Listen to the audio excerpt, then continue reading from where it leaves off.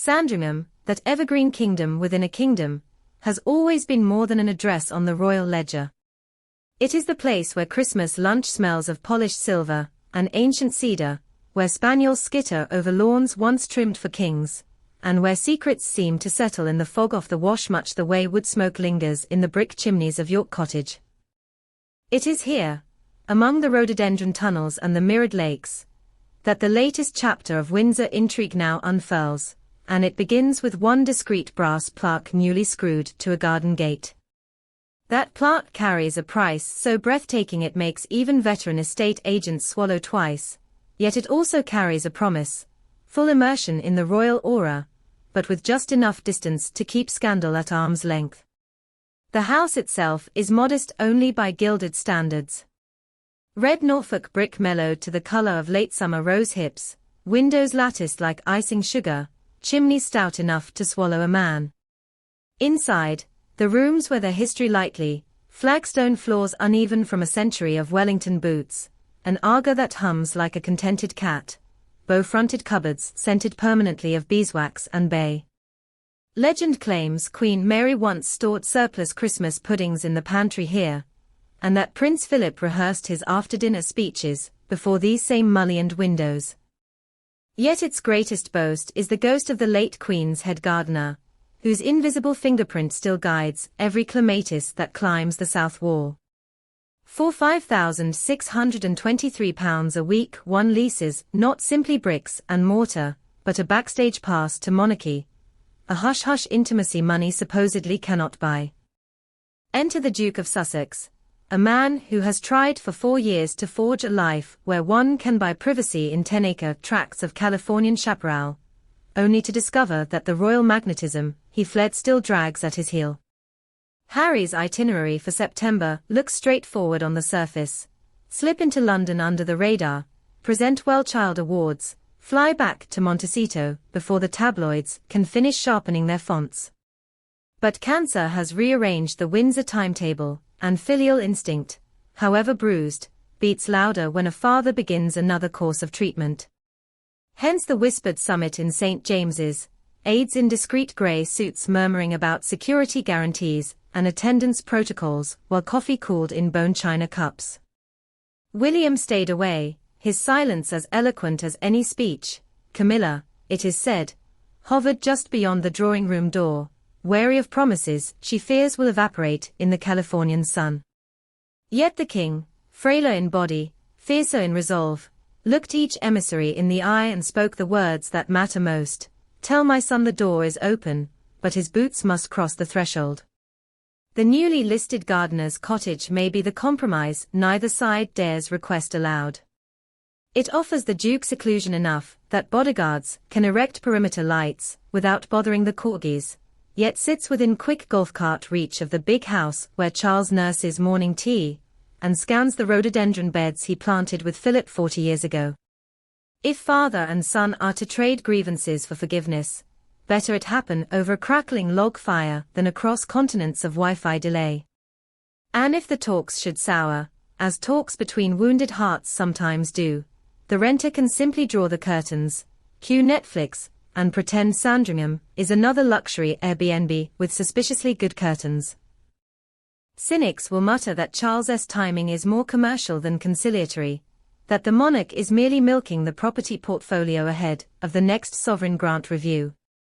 They will note that other estate houses, Wood Farm, West Newton Hall, remain off-limits, that the £5,623 tariff mirrors recent hikes at the Duchy of Cornwall cottages now run by Prince William, and that this king, for all his talk of slimmed-down monarchy, knows the value of a healthy rental yield.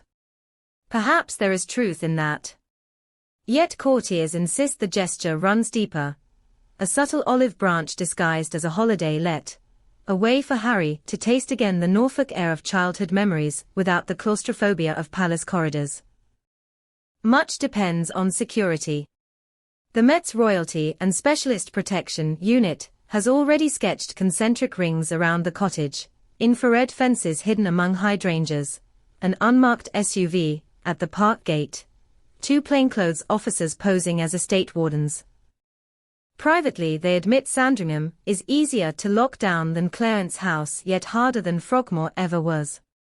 Meanwhile Harry's American team prefer the robust Californian model, former SEALs, encrypted comms, helicopters on 30-minute standby, measures that make rural Norfolk bristle. Negotiations continue, measured in spreadsheets of risk rather than warmth. And what of William? Those close to the prince say his diary around the well-child week is already crammed. Ambulance meetings in Cambridge, a homelessness project in Leeds, a possible trip to New York for the Earthshot build-up. None of these engagements is immovable. All could, in theory, be shifted if fraternal peace required it. But the heir to the throne nurses grievances that do not fade with news cycles. Friends describe a man who still jolts awake at 2 a.m. replaying podcast soundbites about institutional cruelty, who sees each Sussex interview as a new blade slipped between the ribs of the family he spent 40 years learning to shield.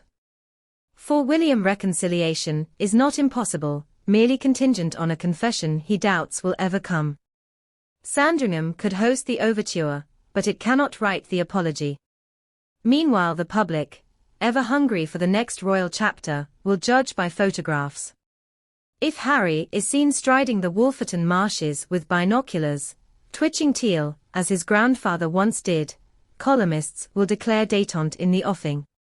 If he leaves Norfolk unseen and unquoted, speculation will pivot to fresh frostbite.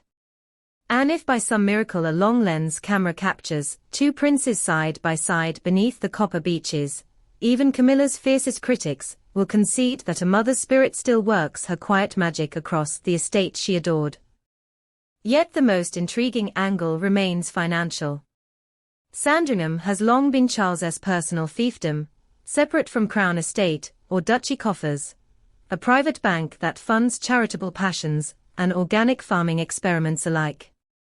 Turning a gardener's cottage into a $5,000-a-week hideaway marks a new frontier in royal monetization. Think of what might follow. Philip's beloved wood farm repackaged as a writer's retreat, the old dairy house as a wellness spa where guests sip duchy original herbal broth while monks chant Compline. Critics will howl at royal luxury turned boutique business. Accountants will applaud resilience in a tightening economy.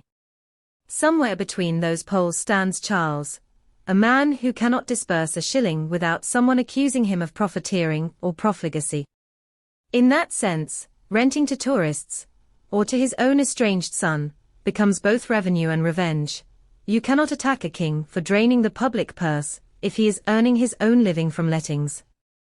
For now the cottage awaits its first occupant, windows polished, beds dressed in crisp linens edged with Sandringham blue. A hamper of estate honey, venison pâté, and Highgrove shortbread sits on the scrubbed oak table. The caretaker has lit the range so the house smells of apple logs and laundry starch, and the key rests in a small pewter dish shaped like a pheasant. Whether the hand that lifts it belongs to a Hollywood-based duke, or a hedge fund baroness, on half-term getaway is impossible to know. What is certain is that every flicker of the porch lamp will set tongues wagging from Knightsbridge salons to Norfolk pubs, because in Royal Britain even the turn of a lock can echo louder than a cannon salute. And so we wait. We wait to see if father and son will share a pot of lapsang in the garden room at Sandringham House, if Meghan might fly in for a single discreet night, if William's motorcade will crunch across the gravel unannounced to break bread at the long oak table where Queen Alexandra once hosted Christmas charades. We wait to learn whether a gardener's cottage can sprout forgiveness the way it once sprouted tulips.